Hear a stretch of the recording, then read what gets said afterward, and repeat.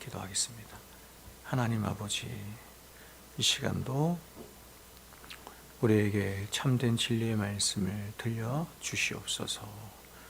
우리의 귀가 하나님의 말씀을 들을 수 있는 학자의 귀가 되게 하여 주셔서 하나님의 말씀을 잘 알아들을 수 있도록 성령께서 이 시간도 함께하여 주시옵소서. 예수님의 이름으로 기도합니다. 아멘.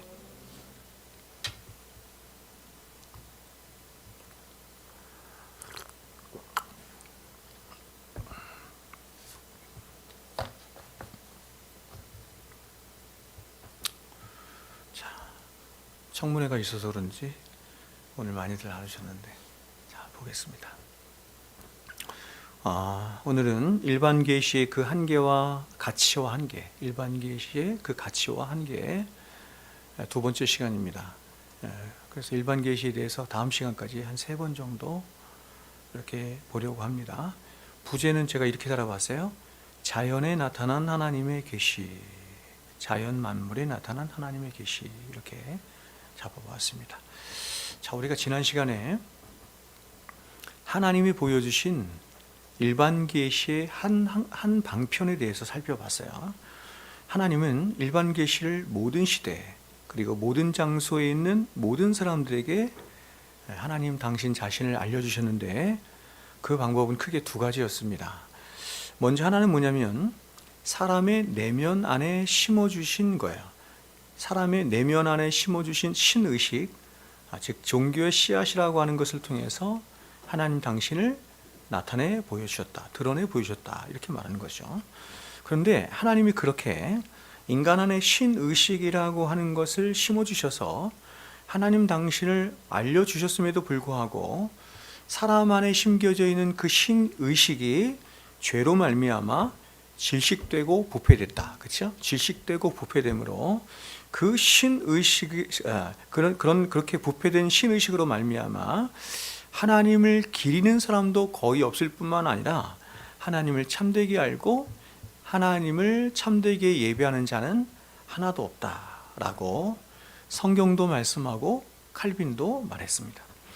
이어서 칼빈은 말하기를, 이렇게 우리 안에 있는 신의식이 우리 안에서 질식되고 부패됨으로 말미암아서 이제 사람들 안에서 여러 가지 결과들 혹은 여러 가지 현상들이 나타나게 되는데, 그중 첫 번째가 나타난 결과가 뭐라고 그랬어요? 미신이라고 했습니다. 미신으로 나타났고, 두 번째는 잘못된 종교로 나타났고, 세 번째는 무신론으로 나타났고, 마지막 네 번째는 기독교 안에서조차, 교회 안에서조차 신앙의 왜곡과 위선으로 나타났다. 이렇게 제가 말씀드렸습니다. 칼빈은 이러한 모든 사실들을 3장과 4장을 통해서 펼쳐나가는데, 정리하면 이렇게 칼빈이 말하는 거예요. 하나님은 가장 먼저 종교의 씨앗이라고 하는 신의식을 사람 안에 심어주셔서 사람들로 하여금 하나님을 알게 하시고 하나님을 예배하며 하나님을 바르게 신앙하도록 그렇게 하셨는데, 근데 죄로 인해서 그 신의식이 부패되고 질식됨으로 사람들은 하나님을 알고 신앙하는데 너무나 많은 어려움을 갖게 되었을 뿐만 아니라 무신론과 무수한 종교들을 낳고, 또한 기독교 안에서조차도 수많은 이단들과 왜곡된 가르침들을 낳게 되었다. 이렇게 칼빈이 정리해서 말하는 것입니다. 그런데 하나님은 이렇게 인간의 내면에만 하나님 당신을 알 수 있는 일반 계시를 심어주신 것이 아니라 인간 밖에도 하나님을 알 수 있도록 또 다른 일반 계시를 심어주신 거예요. 이러한 밖으로 드러나는 일반 계시가 크게 두 가지 형태로 나타나는 거야. 크게 두 가지 형태로 나타나는데, 그중 한 가지가 자연 계시라 불리는 것으로, 이것을 다른 말로 하면 뭐라고 했어요? 창조라고 했고, 다른 하나는 역사라고 불리는 것으로 이것을 다른 말로 뭐라고 했어요? 섭리, 이렇게 부르는 거예요. 섭리, 이렇게 부릅니다. 칼빈은 이러한 인간 밖에 있는 일반 계시를 이제 5장에서 기독교 강요 제1권 5장, 그러니까 아직도 5장을 못 나간 거야. 5장에서 굉장히 장황하게 펼쳐나갑니다. 보통 한 장이 4페이지, 5페이지, 6페이지 정도밖에 안 되는데, 지금 이 5장은 17페이지 이렇게 되고, 이게 뭡니까? 이 절수로도 17절을 이렇게 할애를 해요. 굉장히 많이 할애를 해서 이 5장을 일반 계시를 펼쳐나갑니다. 오늘은 이 5장을 함께 살펴보고 하는데, 오늘은 이 자연 계시와 역사, 그렇죠? 자연 계시 두 반편이 들었어요. 일반 계시가 밖으로 드러나는 일반 계시가 두 개가 있는데, 하나는 자연 계시가 있고 또 하나는 역사가 있는데, 오늘은 자연 계시에 대해서 살펴보고 다음 주에는 역사에 대해서 살펴보겠습니다. 자, 먼저 칼빈은 5장, 자, 기독교 강의 5장을 보면 5장 첫 번째 다섯 문장에서 일권 5장 전체의 서론이자 5장 전체를 요약해서 이렇게 말을 해요. 한번 들어보세요. 레퍼런스를 한번 들어보세요. 복된 삶의 최종적인 목표가 하나님을 아는 데 있으므로, 하나님 인간을 창조하신 목적이, 혹은 구원하신 목적, 인간의 최종적인 목적이 하나님을 아는 데 있다, 이렇게 말하는 거예요. 그래서 이제 그가 만든 제네바 유리문답 이런 데 보면 첫 번째 문답이 그것입니다. 사람의 제일 된 목적이 뭐냐? 하나님을 아는 것에 있습니다. 이렇게 말해요. 복된 삶의 최종적인 목표가 하나님을 아는 데 있으므로, 하나님은 아무도 복을 접하는 데에서 제외되지 않도록 하기 위하여, 그렇죠? 그러니까 모든 사람이 복받기를 원하신다, 이런 얘기죠. 이미 앞에서 논의한 종교의 씨앗이라고 하는 것을 우리 마음속에 심어 놓으셨을 뿐만 아니라, 그러니까 지금 여기까지 칼빈이 얘기한 거는 앞에 지금 5장을 얘기하고 있는데 3장과 4장을 요약해서 말한 거예요. 여기까지. 그 다음에 이렇게 얘기해요. 우주의 구조 전체 속에 자기 자신을 드러내셨고, 우주 속에 자신을 드러내셨고, 또한 날마다 자기를 드러내기를 기뻐하셨다. 그러므로 사람이, 굉장히 독특하게 재미있는 표현하는데 이렇게 표현해요. 사람이 눈을 뜰 때마다 하나님을 바라보지 않을 수가 없는 것이다. 눈만 뜨면 하나님이 나타난다, 이렇게 말하는 거예요. 사실 하나님의 본성은 사람이 파악할 수 없고, 그의 신성은 인간의 지각의 한계를 완전히 뛰어넘는 것이다. 그러나 하나님께서 그의 지으신 만물들 속에 자신의 영광의 흔적들을 확실하고도 분명하게 새겨 놓으셨으므로, 전혀 무지하고 어리석은 사람들조차도 무지를 핑계 삼을 수가 없는 것이다, 이렇게 말해요. 자, 여러분, 지금 칼빈은, 자, 제가 서론 시간에도 말했나, 이렇게 말했던 것처럼 이상은 하나님 자신을 드러내는 거대한 극장과도 같다, 이렇게 칼빈이 말했죠. 칼빈이 그렇게 말했어요. 이 세상은 하나님 자신을 드러내는 거대한 극장과도 같다라고 했던 이 칼빈의 말처럼, 사람은 아침에 눈을 뜨자마자 잠들 때까지 그가 보고 경험하고 만지고 하는 모든 것들을 통해서 사람은 얼마든지 하나님을 충분히, 아니 날마다 매 시간마다 모든 상황 속에서 경험한다, 이렇게 말하는 거예요. 왜냐하면 하나님이 자신이 만든 모든 만물 속에, 모든 피조물 속에 자신의 흔적들을 확실하고, 이렇게 표현해요. 확실하고도 충만하게 새겨 놓으셨기 때문이다, 이렇게 말해요. 그러니까 눈을 뜨자마자 하나님의 흔적이 발견돼. 어딜 가든, 밖에 나가도, 집에 들어와도, 자연에 가도, 어딜 가도. 그 가운데 가장 먼저 칼빈은 5장 1절과 2절에서 우주에 나타난 하나님의 계시, 천지 만물에 나타난 하나님의 계시, 즉 하나님이 창조하신 자연 만물에 나타난 하나님의 계시인 자연 계시에 대해서 말해요. 이 자연 계시도 제가 나중에 다시 말씀드리겠지만 두 가지로 나눠서 말하는 거예요. 자연을 둘로 나누는 거예요. 어떻게 나눌까요? 사람이 아닌 다른 자연, 그리고 사람, 이렇게 나누는 거예요. 그러니까 사람은 안팎을 다 갖고 있는 거죠. 처음에 3장과 4장에서 뭐였어요? 사람 안에 있는 신의식, 이렇게 말했잖아요. 그렇죠. 근데 사람 밖에도 자연 계시가 있는데, 그 자연 계시가 어디 있냐면 자연 만물에 있고 또 사람 자신에게도 또 있어요. 그걸 뭐라고 불러요? 사람 밖에 있는 자연 계시를 뭐라고 불러?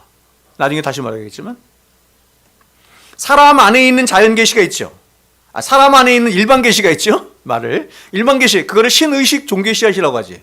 그럼 사람 자체에 있는, 사람 밖에 있는 그럼 일반 계시는 뭐예요?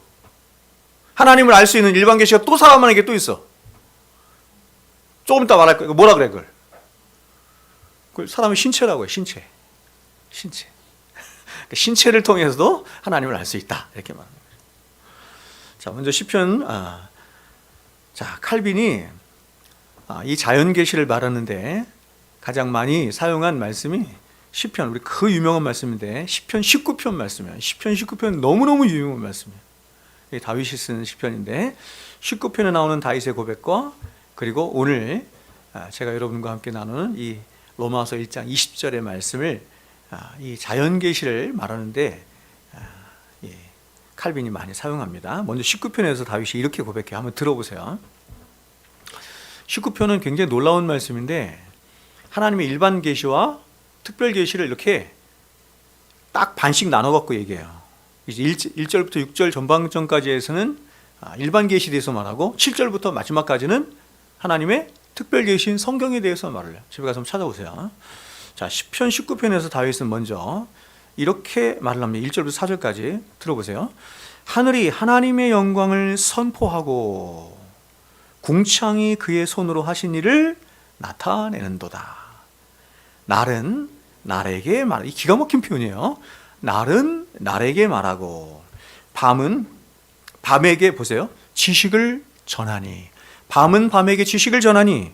보세요. 언어도 없고 말씀도 없으며 들리는 소리도 없으나 그의 소리가 온 땅에 통하고 그의 말씀이 세상 끝까지 이르도다. 하나님이 해를 위하여 하늘의 장막을 베푸셨도다.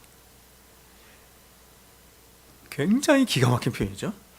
여러분, 지금 다윗은 하나님이 창조하신 이 우주에 누군가가 혹은 어떤 사람이 소리나는 언어로 하나님은 살아계십니다 하며 하나님에 대해서 말하고 하나님에 대해서 찬양하지 않는다 할지라도 하나님이 창조하신 모든 창조세계가 자신의 존재적인 영광 안에서 하나님을 증거하며 하나님을 찬송하며 하나님을 말하고 있다, 이렇게 말하는 거예요.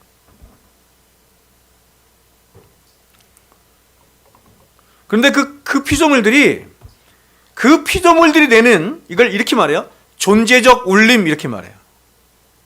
그 피조물들이 내는 존재적 울림의 소리가 얼마나 크고 광대한지 시편 기자가 이렇게 말하는 거죠. 온 땅에 통하고 세상 끝까지 이른다, 이렇게 말하는 거예요.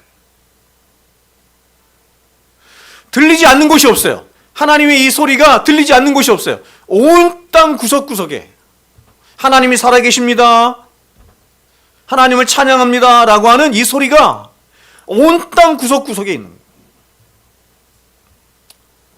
그러니까 여러분, 쉽게 말하면 온 세상 만물이 자신의 존재적 울림 안에서 하나님이 부여주신 영광으로 말미암은 존재적 울림 안에서 하나님을 노래하며 하나님을 찬양하고 있다, 이렇게 말하는 거죠. 저는 가끔 이 성경의 표현들을 볼 때마다 기가 막힌다, 이런 표현. 기가 막힌다. 뭐가 기가 막히냐면 그야말로 모든 입들을 다 그냥 다 닫아버리죠. 완전 진리야, 그냥 진리의 말씀 그 자체. 누구도 부인할 수 없는 진리의 말씀을 하는데 그것을 아주 기가 막힌 표현을 하는 거예요. 기가 막힌 표현. 너무 소사적이고 아름다운 표현으로, 놀라운 표현으로 하는 거예요. 자, 이런 자연계시에 대해서 사도 바울이 또 이렇게 말을 했죠. 오늘 본문 말씀입니다. 보세요. 창세로부터, 이렇게 말해요. 창세로부터라고 하는 말은 제가 몇 주 전에 설교 시간에도 한번 얘기했던 것 같아요. 그렇죠? 창세로부터라고 하는 말을 이렇게도 바꿀 수 있어요. 여러분, 어떻게 바꿀 수 있어요? 창조 자체가, 이렇게 말할 수 있어요. 창세로부터, 창조 자체가, 창조의 시작부터, 이렇게 말할 수 있습니다. 창세로부터 그의 보이지 아니하는 것들이 나타난 거예요. 그의 보이지 아니니까, 하나님 안 보이니까, 하나님이 안 보이시는데 안 보이시는 하나님이 영광의 형태로 나타났다, 이렇게 말하는 거예요. 제가 풀어 말씀드리면, 자, 보세요. 창세로부터 그의 보이지 아니하는 것들, 곧은 이제 이게 저깁니까? 예. 그걸 뭐예요? 좀 단어가 생각이 안 나네. 예. 앞뒤가 같은 걸 뭐라 그러죠? 하여튼 그런 거예요. 곧 보이지 않는 것들이 뭔지를 설명하는 거야. 그의 영원하신 능력과 신성이 그가 만드신 만물에 분명히 보여 알려졌나니 그러므로 그들이 핑계하지 못할지니라. 그러니까 칼빈이 지난번에 얘기했던 것처럼 핑계하지 못하도록, 하나님께서 핑계하지 못하도록 일반 계시를 주셨다라고 기독교관에서 말하는 그 이유를 여기서 찾는 거야. 자, 여러분, 우리가 살아가는 이 세상은 우리들의 눈에 보여지고 만져지며 감각되는 물질 세계예요. 근데 사도는 말하기를 그렇게 보여지고 만져지는 모든 물질 세계를 존재케 하고 기동케 하며 더 나아가서 완전한 조화와 질서 가운데 운행하도록 하는 원인이 보여지는 이 세상에 있는 어떤 것 혹은 그것에 의한 어떤 힘에 의한 것이 아니고, 이렇게 말해요. 우리 눈에 보이지 않는 하나님의 능력과 그 신성 때문이다, 이렇게 말하는 거예요. 그러니까 여러분, 이런 표현도 정말 이렇게 묵상하면서 이 말씀을 잘 알아서, 이런 교리를 충분하게 안 상태에서 묵상하면서 이 말씀을 보면 정말 기가 막혀, 이런 말씀 표현들이. 자, 먼저 온 우주 만물에 충만하게 나타나는 하나님의 능력에 대해서 말해요. 하나님의 능력을 한번 보세요. 자, 우리는 겨울에, 한겨울에 눈을 봅니다. 스노우, 그렇죠? 눈을 봐요. 그렇다면 과연 그렇게 솜처럼 하얀 눈을, 그것도 모든 결정체가 너무 신비하잖아요. 모든 결정체가 다 달라. 각기 다 달라. 그런 엄청난 양의 눈을 하늘로부터 땅 위에 누가 뿌리는 걸까요? 그 눈을 내리도록 하는 능력은 과연 무엇일까요? 그러니까 보통 사람들 그걸 이렇게 얘기하겠죠. 자연의 순환이고 자연의 능력이다, 이렇게 말하겠죠. 그럼 그렇게 자연을 순환시키고 그렇게 자연에게 능력을 부여하신 그 최초의 그 능력자는 누구냐, 이렇게 말합니다. 그럼 여러분, 천둥과 번개와 바람과 우레는 어떻습니까? 또 봄만 되면 온 산과 들판마다 수많은 생명체들로 뒤엎는 그 신비한 능력은 과연 무엇이며 그 능력은 과연 어디로부터 오는 것입니까? 봄 되면 너무너무 신기하잖아요, 그렇죠? 하루가 다르게 막 온 천지에서 막 생명이 자라잖아. 그 신비한 꽃들이, 풀들이, 나무들이 소송하고 자라는 거 한번 보세요. 너무너무 신기하잖아요? 그 능력이 어디로부터 와요? 태양으로부터 와요? 단순히? 그렇게 말할 수 있어요? 그럼 그럼 태양은 어디서 왔어요? 여러분, 우리가 사는 이 지구에는 학자들마다 견해가 다르지만 대략 200만 중에서, 가장 적게 담는 사람은 200만 중에서 2천만 종의 생물체들이 존재한다, 이렇게 말을 해요. 종이 그렇다는 거예요. 종속, 과목, 관문계, 이렇게 말하잖아요. 그래서 가장 위에 있는 종, 근데 그 종이 2천만 종이에요. 너무나 많아서 그 수를 헤아릴 수가 없어요. 근데 정말 놀라운 것은 그 수를 헤아릴 수 없는 수많은 생명체들이 보이지 않는 어떤 능력에 의해서, 보세요, 입혀지고 먹여지고 돌보심을 받고 기동하며 살아가고 있어요. 너무 놀랍게도.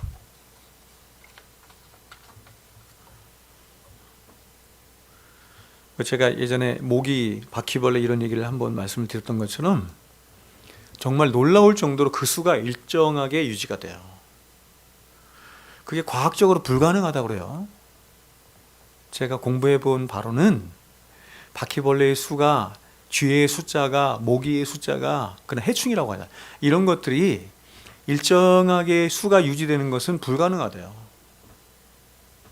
제가 말씀드린 것처럼 바퀴벌레 같은 거는 가장 좋은 환경 속에서 바퀴벌레를 한 2년인가 3년인가만 놓으면 지구 전체를 다 뒤덮는 거 아니에요. 뒤덮는다는 거예요. 그렇게 번식력이 강화되는 거 아니에요. 근데 일정하게 유지되잖아요. 쥐도 말할 것도 없고 쥐의 번식력이 어마무시합니다. 모기 이런 거는 말할 것도 없어요. 더해요. 신기한 거예요. 무슨 힘에 의해서 뭐가 그렇게 조절을 하는지. 더 놀라운 건 뭐냐면, 이렇게 다양한 생명체들이 있음에도 불구하고 그 모든 생명체들이 각기 자신의 존재적인 위치를 떠나지 않고 그렇게 서로가 자신의 자리를 지키며 완벽한 질서 가운데 완벽한 하모니를 이루며 그렇게 존재하고 있어요. 수천만 종이나 되는 동물과 생명체들이 어떻게 그렇게 질서를 조화롭게 이루어가며 있을 수 있을까? 굉장히 신비스러운 거죠. 이런 모든 일들을 그냥 우연이야라고 하는 말로 그런 한마디 말로 설명할 수 있습니까? 사람들은 이에 대해서 우연이라고 말하거나 혹은 입을 그냥 다물어 버리지만 성경은 이에 대해서 이렇게 분명하게 말씀해요. 성경은 아주 분명하게 말씀해요. 들어보세요. 마태복음 6장 26절에 공중의 새를 보라. 심지도 않고 창고에 모아들이지도 아니하되 너희 아버지께서 기르시나니 너희는 이것들보다 귀하지 아니하냐. 하나님께서 기르신다는 거야. 마태복음 10장 29절 이렇게 말하죠. 참새 2마리가 한 아사리온에 팔리지 않느냐. 그러나 너희 아버지께서 허락하지 아니하시면 그 하나도 땅에 떨어지지 아니하리라. 모든 주권이 하나님께 있어요. 먹이시고 입히시고 살게 하시고 기동하게 하시고 모든 하나님께서, 그러니까 그렇게 하시려면 하나님의 능력은 어떤가요? 우리가 주일날 창조에 대해서 공부했잖아요. 창조, 그렇죠? 창조를 생각할 때 그 창조주를 한번 생각해 보세요. 그 창조라고 하는 이 우주라고 하는 걸 생각할 때 과연 이 우주라고 하는 이 복잡하고 정말 신비스럽고 도저히 이해도 되지 않고 알 수도 없는 이 우주를 창조하신 그 창조주의 지식은 어떤 것이고, 지혜는 어떤 것이고, 또 그분의 성품은 어떤 것이고, 또한 그의 능력은 어떤 것인가. 이런 걸 생각하면, 이렇게 생각하다 보면 내가 하나님을 믿는 게 맞나? 내가 하나님을 감히 입술로 믿는다고 할 수 있을까? 이런 생각이 들어요. 제가 지금은 창조주 하나님만에 대해서 얘기하고 있잖아요.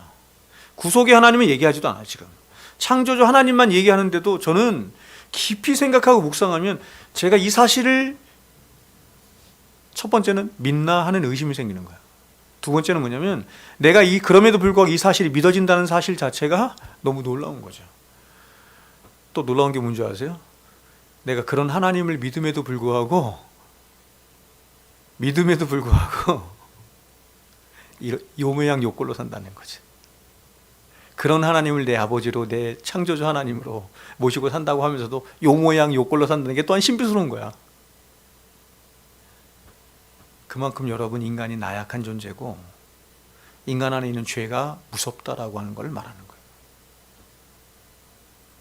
죄는 하나님과 우리 사이를 가로막는 것입니다. 그 모든 목적이 하나님과 우리 사이를 가로막는 거예요. 어떤 것이든. 하늘을 나는 새가 우리 눈으로 보기에는 자기들 마음대로 날아가는 것 같아요. 여기 막 철새들 많잖아요. 세종이 철새들 많아요. 제가 월요일날, 목요일날 요즘 바빠갖고 하지도 못했는데 내일은 할 거야. 족구하러 가거든요. 족구 아침에 족구하고 있으면 새들이 쫙 날아가. 철새들이 어떻게 그렇게 때를 지어서 줄을 맞춰서 쫙 날아가는지 참 아름답다, 신비스럽다, 이렇게 생각이 들거든요. 근데 우리도 생각대로는 저들이 마음대로 나는 것 같고 마음대로 살아가는 것 같아요. 근데 성경은 그렇게 말하지 않고 사실은 온 우주 만물의 창조주시오 주인 되신 하나님이 당신의 그 위대하시고 엄청난 능력으로 그들 하나하나를 다 보살피시고 먹이시고 입히시고 살게 하시고 기동하게 하신다. 그리고 질서 있게 하시고 조화 있게 하신다. 그들이 날아가는 모든 하나하나가 우연이 아니다. 그 존 파이퍼가 그 얘기 하잖아요. 그가 쓴 섭리라고 하는 책에서 뭐라고 얘기하냐면, 이렇게 아지랭이가 이렇게 피는 거 있죠. 그걸 보면서 거기서 나는 하나님의 섭리를 본다, 이렇게 말을 해요. 그런 자연 현상 하나하나도 우연이 없다는 거예요. 하나님의 주권과 하나님의 능력과 하나님의 신성과 이게 다 투여돼서 그로 말미암아 하나님의 섭리 가운데 나오는 거다, 이렇게 말해요. 믿음으로 보면 그렇다는 거예요. 믿음으로 보면.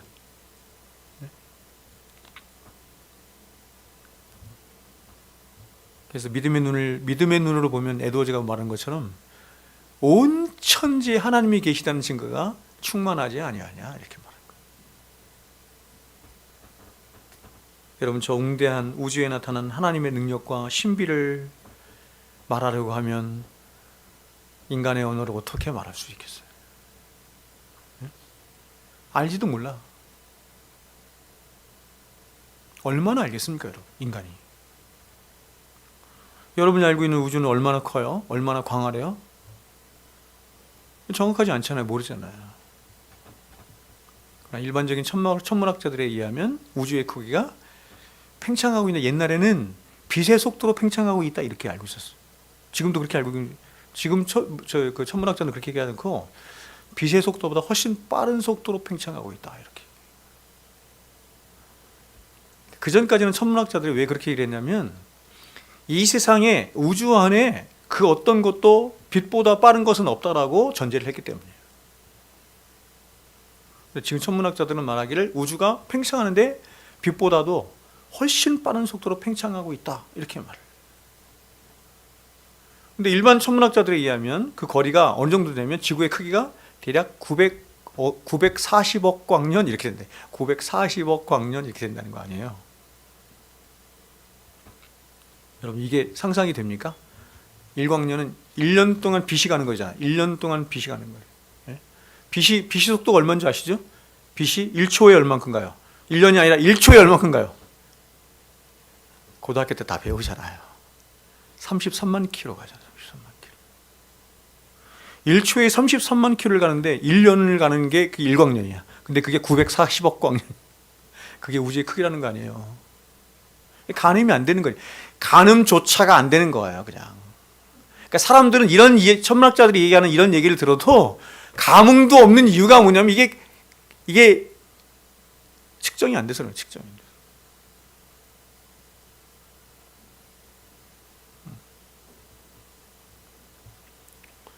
그런데 이런 우주 안에는 별들의 집단이라고 불리는 은하들이 있죠. 은하들이 대략 1000억 개 이상이 있다고 하잖아요. 그렇죠? 그리고 이런 한 은하에, 칼 세이건의 말에 의하면 한 은하에 수천억 개의 행성과 그리고 그 행성에 딸린 위성, 이게 분류되는 거예요. 행성과 위성. 지구는 행성이에요, 위성이에요? 행성. 달은 위성. 목성에는 위성이 20개가 있어요. 목성을 돌고 있는 위성들이 20개가 있다는 얘기예요. 지구는 조금 해가지고 하나밖에 없어요, 달밖에. 근데 이런 위성들까지 합치면 대략 1조 개에서 수조 개의 별들이 은하계 안에만 있다 이렇게 말하는 거야. 근데 그런 은하계가 또 우주 안에 몇 개가 있다? 1000억 개 이상이 있다 이렇게 말을 하는 거죠. 다 추측이지 그것도.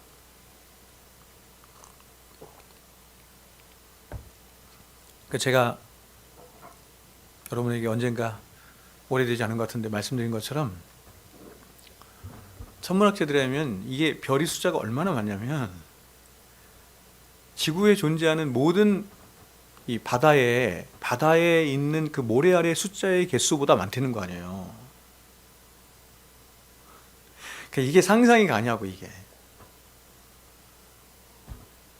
지구에 존재하는 모든 바다에 있는 모래 아래 숫자보다도 하늘에 있는 우주에 있는 별의 숫자가 많대요. 제 말 아닙니다. 제 말이 아니에요.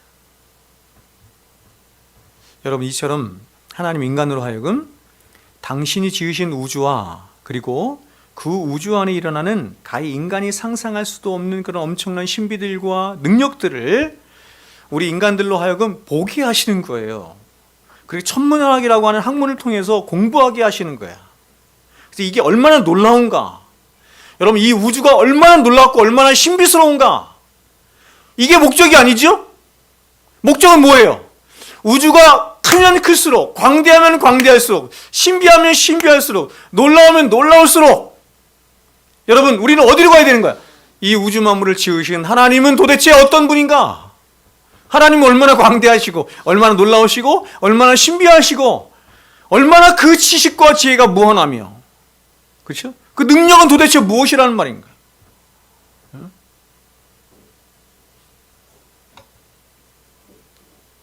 다윗은 손가락 하나로 해와 달과 별을 지으셨다고 하나님이 말씀하시는데, 아무리 시적인 표현이지만 여러분 그런 게 이해가 되십니까? 근데 사도는 이런 피조 세계 안에 하나님의 능력만 있는 것이 아니라 하나님의 영원하신 이것도 있다죠. 신성의 충만함 또한 있다 이렇게 말해요. 구분하죠. 하나님의 능력과 하나님의 신성 이렇게 말해요. 하나님이 창조하신 모든 창조물 안에 하나님의 능력도 나타나고 하나님의 신성의 충만함도 있다, 이렇게 말합니다.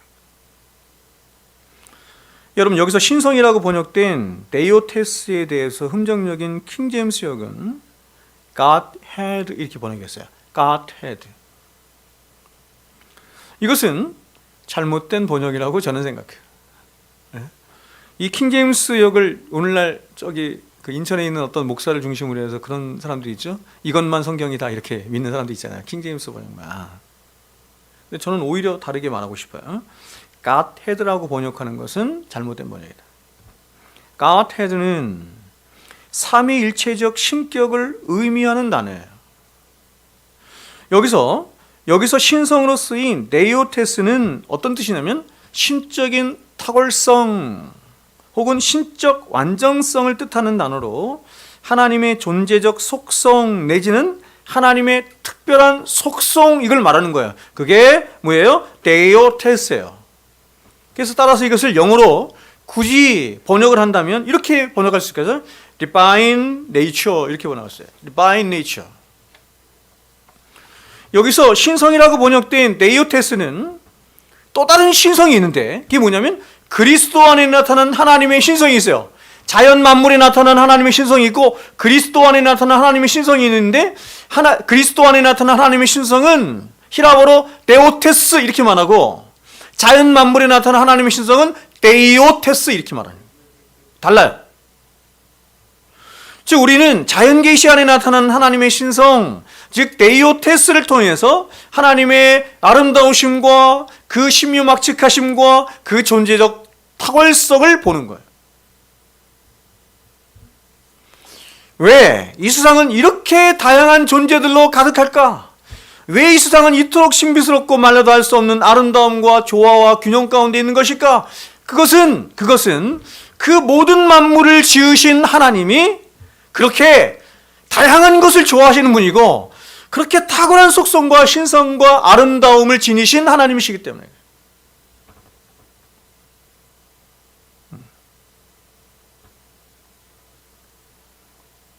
그렇잖아요, 여러분? 누군가가 뭔가를 만들면 그 사람의 지혜 안에서 나오잖아요. 그 사람 성품도 가미되고, 그죠? 그 사람 안에 있는 속성이 가미돼서 재능이 가미돼서 나오는 거잖아요. 그러니까 우주 만물은 하나님 안에서 나온 거예요. 하나님의 능력과 지식과 지혜와 성품과 신성의 충만 이런 것들. 그러므로 이렇게 피조물이 하나님이 지정해 주시고 목적하신 그 자신의 피조물된 존재적인 탁월성 안에서 존재적인 탁월성을 다른 말로 영광이라고 그래. 하나님이 그에게 부여해 주신 영광 이렇게 말하는 거예요. 사람의 영광이 다르고 나무의 영광이 다르고 짐승의 영광이 달라. 그 탁월성 안에서 그 존재 자체로서 하나님이 지정해 주신 존재로서 존재할 때 그 존재는 가장 아름답고 가장 가치롭고 가장 영광스러울 수 있는 것이며 하나님은 그러한 피조물에 존재적 울림이 있을 때 하나님은 가장 크게 영광을 받으신다 이렇게 말하는 거예요.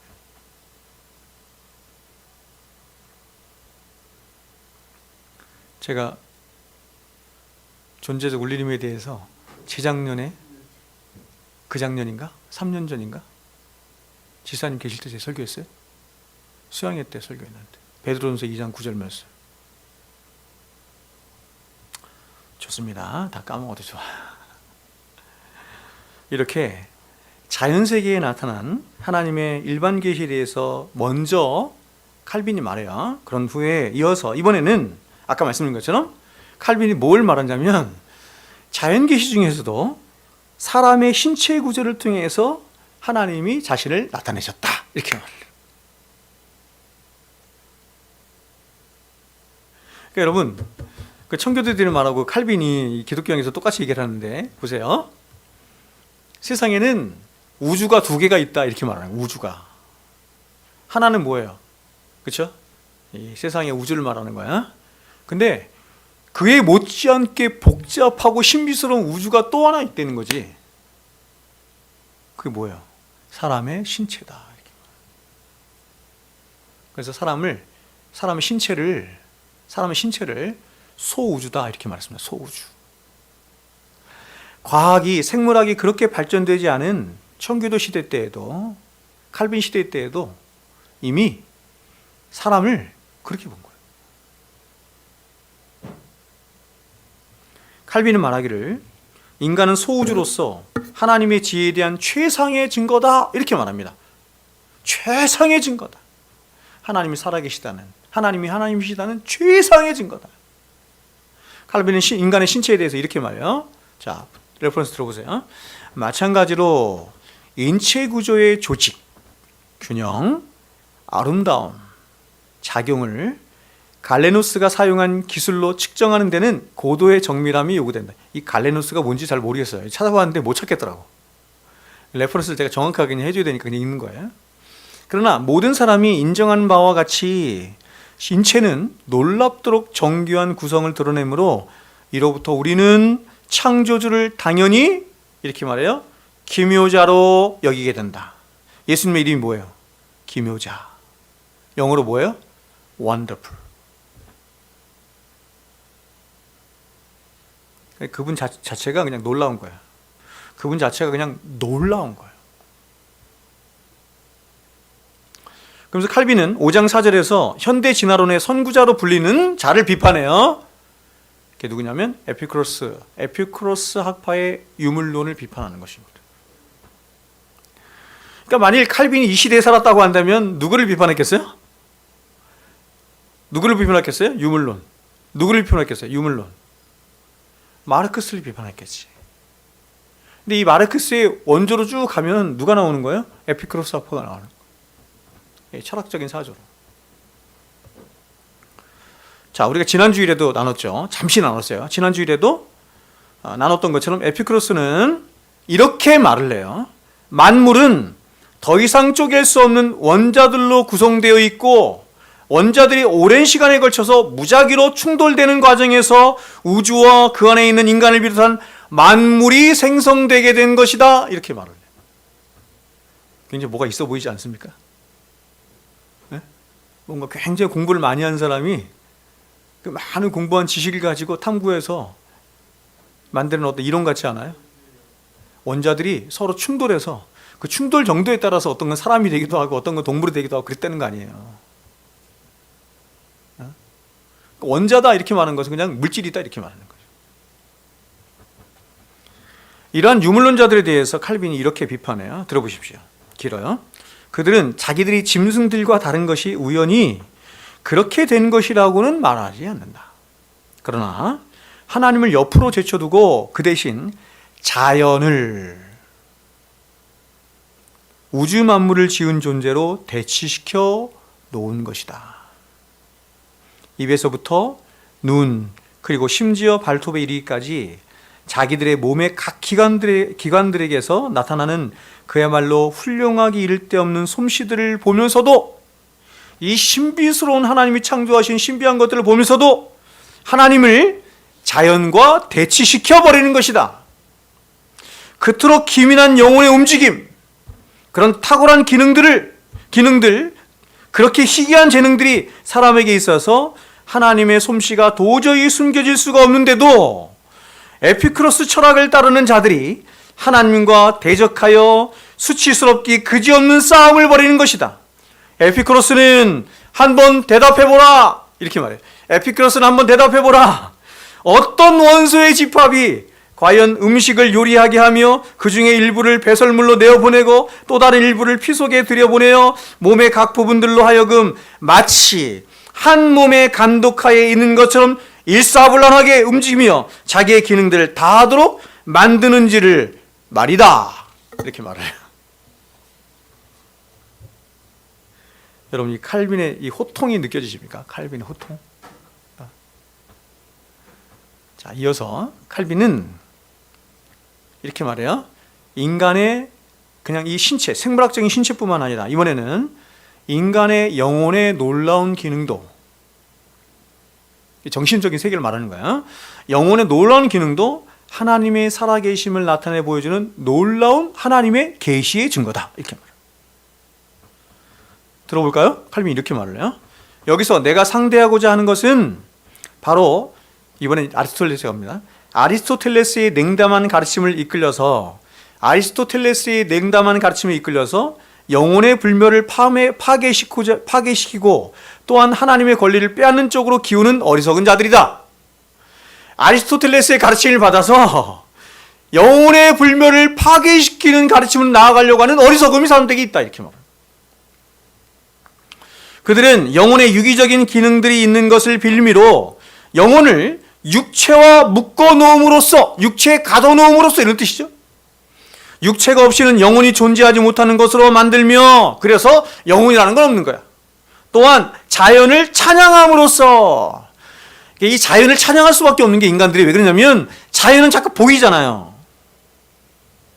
그러니까 뭔가를 추론해낼 때는 어디서 추론해내? 보이는 거에서 추론해내는 거야.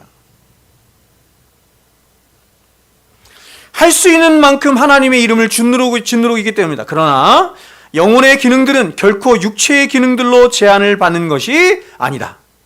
하늘과 땅을 관찰하며 과거와 미래를 연결시키고 오래전에 들은 것을 기억 속에 두며 또한 무엇이든지 원하는 것을 머릿속에 그리는 등 정신세계를 말해요.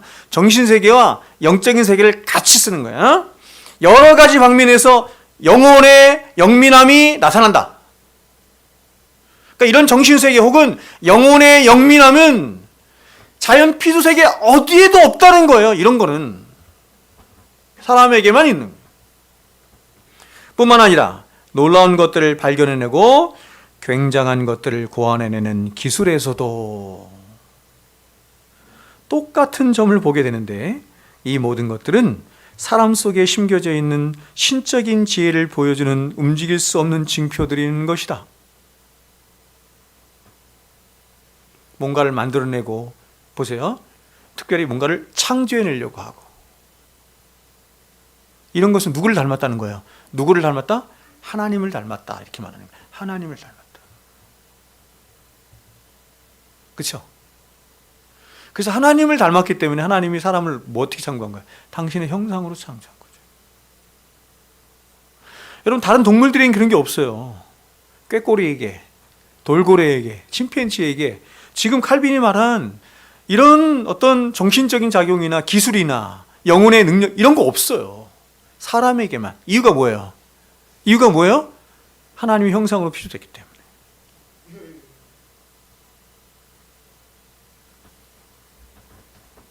여러분, 하나님이 창조하신 사람의 몸을 한번 보세요. 여러분, 우리 인간의 몸은 대략 70조 개가 넘는 세포들로 구성되어 있습니다. 70조 개. 여러분, 이게 상상이 가십니까? 70조 개래요. 70조 개, 80조 개, 어떤 사람 50조 개, 55조 개, 다양해. 응? 지금 온 세상에 있는 인류의 인구가 90조인가? 90조 안 되죠? 90조가 아니네. 90억 명이네. 80 몇 억 명인가? 그렇죠. 90억 명이 안 되죠? 제가 착각했네. 근데 여러분, 인간의 이 신초에 있는 세포수가 90조 개래요. 90조. 그런데 여러분, 놀라운 것은 그 엄청난 양의 세포들이 한치의 오차도 없이 정확하게 유기적으로 하나가 되어서 우리 몸 안에서 각자의 역할을 하며, 보세요, 하나의 몸을 세워가고 있다는 것입니다. 하나의 몸.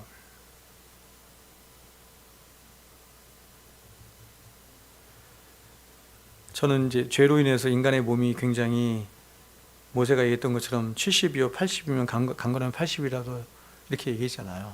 70년 80년 이렇게 살게 됐잖아. 오래 살아야 80년 90년 100년 이렇게 살잖아요. 옛날에 살았던 사람들은 무두셀라 969살, 그렇죠? 노아는 950살까지 이렇게 살았잖아요. 그렇죠? 930살까지 누가 살았어요? 아담이 930살까지 살았죠. 이렇게 오래 살았다. 그래서 저는 지금도 제가 지금 이제 50대 중반을 좀 넘어가고 있는데, 이렇게 살아간다는 것 자체가 되게 신기할 때가 되게 많아요. 철로 된, 우리는 철이 가장 강하다고 생각하잖아요. 철로 된 자동차를 이렇게 보면서, 그렇죠? 여하튼 그런 자동차나 이런 기계들을 이렇게 보면 그런 것도 오래 못 써요. 몇십 년 쓰면 끝나는 거예요. 저는 이런 피부, 이런 거, 이런 피부, 근육, 이런 걸 볼 때 너무너무 신비스러워. 왜 하나님의 사람을 피부로 입히셨을까? 안에 근육을 넣으시고 그 가운데는 뼈로 넣으셨을까? 가장 기가 막힌 거예요. 여러분, 이거보다 기가 막힌 발명품이 세상에 어디 있어요?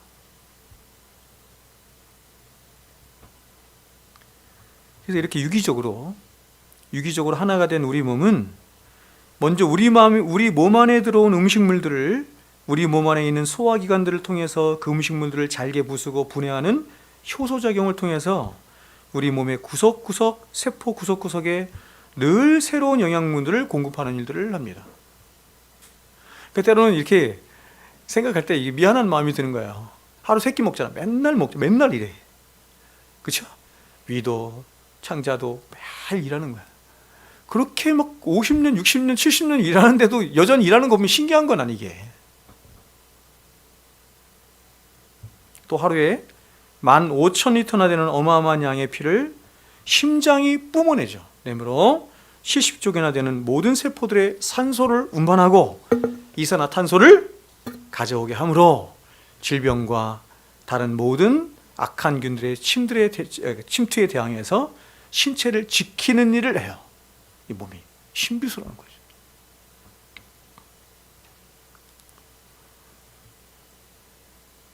그러니까 여러분, 죄로 인해서 이 몸이 연약해졌다는 거 아니에요. 이렇게밖에 안 됐다는 거 아니에요. 타락하기 이전에 아담의 몸은 어땠을까라고 하는 이 생각이 들고 더 나아가서 소망을 갖는 거지.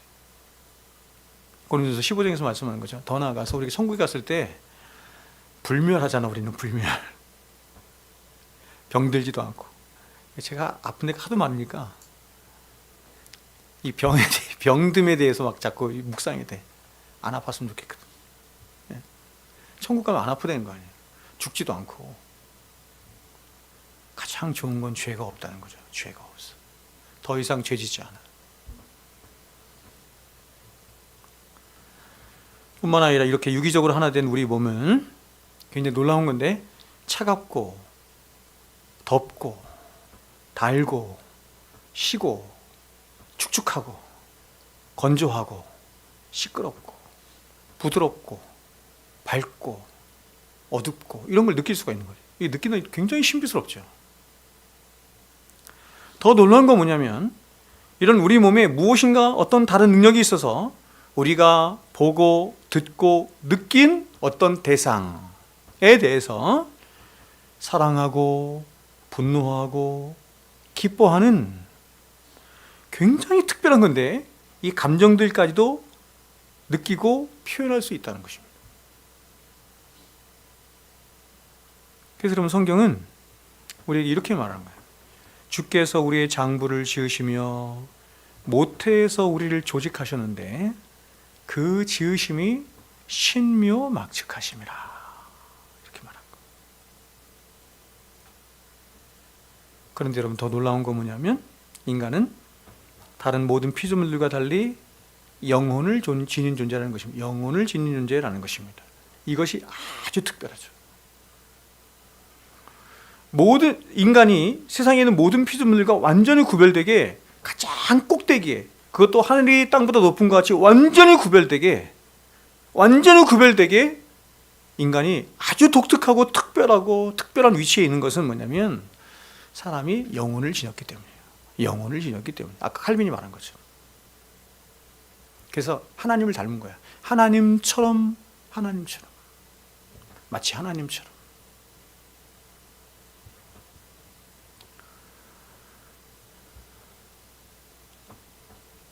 근데 여러분, 이렇게 완벽한 설계 속에 완전한 질서와 조화와 그 오묘함과 신묘막측함을 지닌 사람에 대해서, 그리고 우리가 앞에서 보았던 것처럼 이 우주에 대해서 오늘날 대부분의 많은 사람들은 정말 어리석게도 뭐라고 말하냐면 그냥 우연히 생겨났습니다 이렇게 말한다는 것입니다. 이게 누가 말하는 거예요? 우연히 생겨났다고 하는 사람들이 누구예요? 진화론자들이 얘기하는 거죠. 진화론자들이 말하는, 진화론을 설명하는 가장 중요한 두 가지 키워드가 있어요. 하나는 뭐냐면 우연이야, 우연. 근데 이 우연과 함께 정말 중요한 한 단어가 있어. 그게 뭔지 알아요? 오랜 시간입니다. 오랜 시간. 우리가 상상할 수도 없는 오랜 시간. 그러니 뭐 지구의 나이가 45억 년, 우주의 나이는 130억 년, 이렇게 얘기하는 거예요. 오랜 나이, 오랜 시간. 근데 이 두 가지로도 설명이 안 돼요. 이 두 가지로도 설명이 안 돼요. 자, 예를 들어서 지금 우리 앞에 시계가 하나 있습니다. 제가 차고 있는 시계, 아날로그 시계가 하나 있어요. 이 시계는 대략 수백에서 수천 개의 부속들로 되어 있습니다. 즉 누군가가 수백 개의 부속들을 이리 맞추고 저리 맞춰서 시계를 조립해서 만든 겁니다. 근데 이 시계를 보면서 누군가가 말하기를 이 시계는 누군가가 만든 것이 아니고 그냥 우연히 있게 됐어, 이렇게 말을 하면 그 사람은 사람들에게 비웃음을 면치를 못할 것입니다. 그렇지 않아요? 근데 정말 아이러니한 것은 이런 시계와는 비교도 되지 않을 만큼, 아니 이 세상의 모든 슈퍼컴퓨터를 다 동원해도 풀리지 않을 만큼 복잡하고 신비스럽고, 그것도 살아있는 생명체로 영혼과 함께 있는 이 인간에 대해서 이야기를 할 때는 사람들은 그 인간을 만든 어떤 창조자 혹은 설계자를 찾으려고 하지 않고 그저 입을 함구한다든지 다문다든지 아니면 그냥 우연히 생겨난 것이야,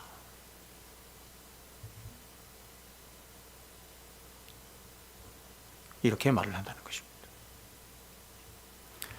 아미노산과 아미노산이 결합해서 단백질이 될 확률이 10의 23승분의 1이 되잖아요. 그걸 믿는 거예요. 그래서 하나님은 이번에는 우리가 흔히 이번에는 역사 혹은 섭리라고 하는 것을 통해서 하나님은 당신을 계시하여 주신 거예요. 여러분, 지금 하나님의 일반 계시를 제가 지금 말씀을 여러분에게 드리는데 지금 두 번째 시간 했죠? 다음 시간까지 또 해야 돼. 3번. 뭐가 느껴지지 않아요? 사람에 대한 이 하나님의 끈질긴 집념이 느껴지지 않아요? 하나님이 세상을 창조하실 때부터, 사람을 창조하실 때부터 사람으로 하여금 절대로 하나님을 떠나지 않도록, 하나님을 잊지 않도록, 하나님을 잊어버리지 않도록 장치를 이렇게 굉장히 많이 마련해 두신 거예요. 근데 그 모든 것들을 뭐가 빼앗아 갔어요? 죄가 빼앗아 간 거예요. 그래서 일반 계시들이 너무너무 좋은 것들임에도 불구하고, 여전히 있음에도 불구하고 그 죄로 말미암아서 지식된 거예요. 부패된 거예요. 그래서 한계를 지니게 된 거예요. 그래서 하나님은 어쩔 수 없이 어떻게 하셨다? 특별 계시를 주실 수밖에 없었다. 다음 주에 이제 마지막으로, 제가 다음 주에 할 수 있으려나 제가 모르겠는데, 다음 주에 일반 계시 마지막 역사입니다. 역사. 역사를 다른 말로 뭐라고 한다고요? 섭리. 사람들 잘 모르더라고. 역사 따로 섭리 따로 이렇게 알더라고. 역사가 그냥 섭리예요. 그렇죠? 역사는 누구의 역사니까? 하나님의 역사니까. 하나님의 역사가 하나님이 이뤄가시는 일이잖아요. 이게 섭리죠. 다음 주에는 하나님의 역사에 대해서 살펴보는 시간을 갖도록 하겠습니다. 기도하겠습니다.